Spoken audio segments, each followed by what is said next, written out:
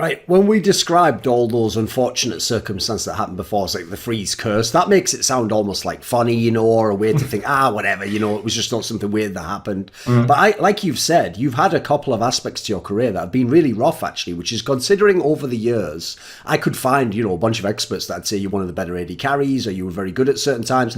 It is amazing that you've basically never qualified to LCS, you've almost never had many playoff runs, you haven't actually, basically, even though individually you were good, you never got to have the team success until, as you say, later in your career when it was more out of the spotlight. People don't know about the last couple of years in Turkey and now in Spain. So, right, how has that part affected you? Because obviously, I know a lot of players that, I've known many pro players where even if individually they weren't doing well, as long as they had some team success, they felt like their career was in a great place. They didn't worry too much about that. So, have you been able to, on some level, take solace in the idea, I've been a good player, that's something, that is an accomplishment? Or does it kind of, fuck with you a bit that you see some of the brilliant teammates you had over the years, and, most of them by now have had some year where they had a really great time and they had a nice team, or, like you say, went to Worlds or something, and it feels like you always, the saying in the Americans always says that you zigged when you should have zagged, that you just went the wrong direction sometimes. So how has that bothered you? Have you been able to deal with it?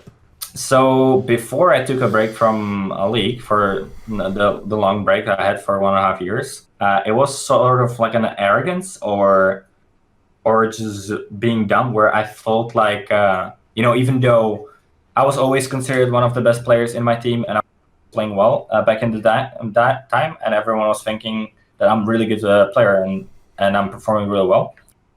So sort of in that day or in that age before the break, I found some sort of accomplishment in that reputation, where I was like, okay, it's even though I didn't win anything, I'm still considered one of the best players, etc. It felt okay. It felt like everything's, even though I didn't have any success, it felt like it was fine. Then there was this tweet with Rekkles where I did a world tweet. I was like, I woke up and I had a really nice a joke, funny way idea when I was thinking today Forgiven plays versus Rekkles. I'm gonna tweet something about it, and I tweeted this dumb tweet that got 2 million impressions on Twitter, where I tweeted today Forgiven is playing versus Rekkles. I can't wait to see Rekkles hug his tower as his mother's breast.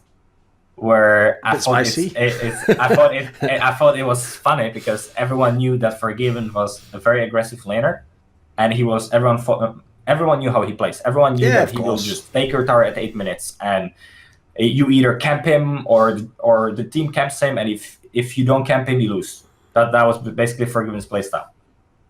And Rekkles' playstyle, on the other hand, was basically the most passive laner out of LCS back in the day. Everyone knew he just played to not fall behind and to be even, which he was very great at. He's till today, until this day, he's one of the best players that even if you put him in a bad matchup, he's gonna come out even or ahead.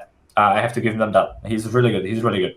And he's been performing exceptionally well this split. But back in the day, everyone was making fun of him that he's too passive and he's playing to not lose. So I thought it's gonna be funny, and then all of a sudden I wasn't on Twitter for 3 hours. I went to do something. I don't even remember what I did. I think I had breakfast and started watching Forgiven play solo queue or something, and then all of a sudden it exploded. It exploded to the point where there was no coming back. And then Rekkles started attacking me. I started attacking him. We're fine, by the way. I've met him, I think, last split. We talked about it, and he's fine with it. I'm fine with it. It's been a long time ago, and we don't care anymore. But back then, we went real ham at each other, where literally every single pro player chose the side with Rekkles and basically started hating me. So it was the point where on my life where I've literally never gotten hated before that much, because I was always the golden kid, one of the best players of the team, performing exceptionally well. Everyone was just praising me and hyping me all the time.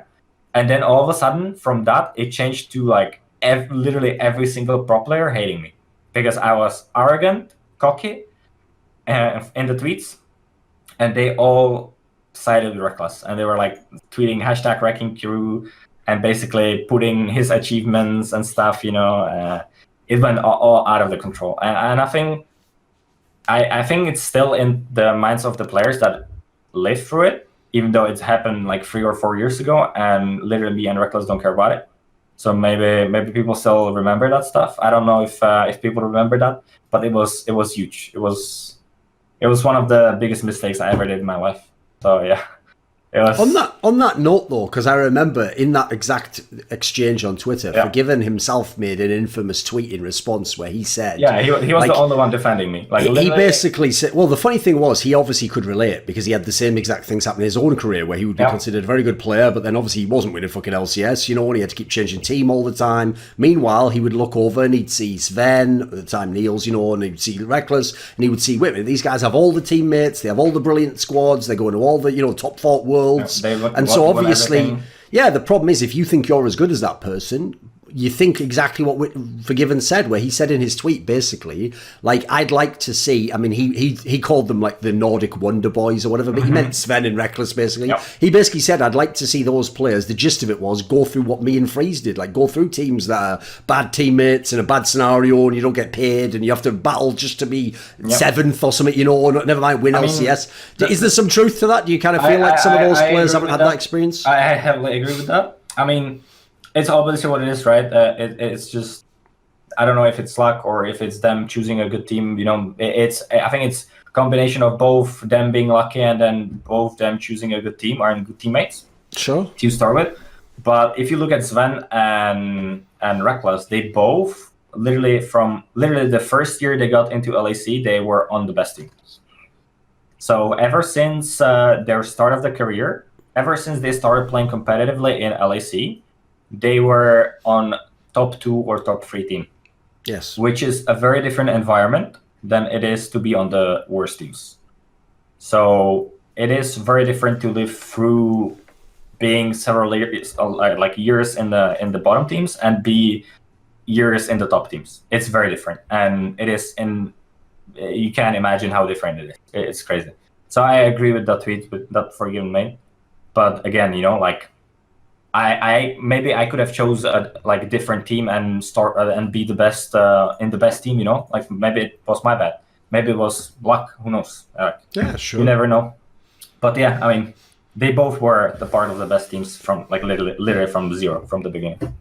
So one thing you touched on there is, I mean, I'd never pinpointed it at that, but I guess you're kind of right. If I think of that particular period with that, like, back and forth the Rekkles, that was kind of where, like, some of the pros were then a bit more negative, whereas before, most pros, like you said, I think most pros gave you credit because they just looked at some of the teams you were on and, like, it's a bad team, but he's pretty good, you know, like, or at least he's decent at his role or whatever. I mean, like, yeah, it felt like all the, like, 90% of the pros were, like, on my hype train, right, sort of, before, and then all of a sudden it happened, like, everyone hated me and everyone thought I'm a shit player all of a sudden, you know, from after that moment where it was a very drastic change for me, and I really, like, didn't know what the fuck what happened, you know, if no clue. Like, it was such a drastic change for me that, yeah, it's so weird to think about it back, like, in perspective now.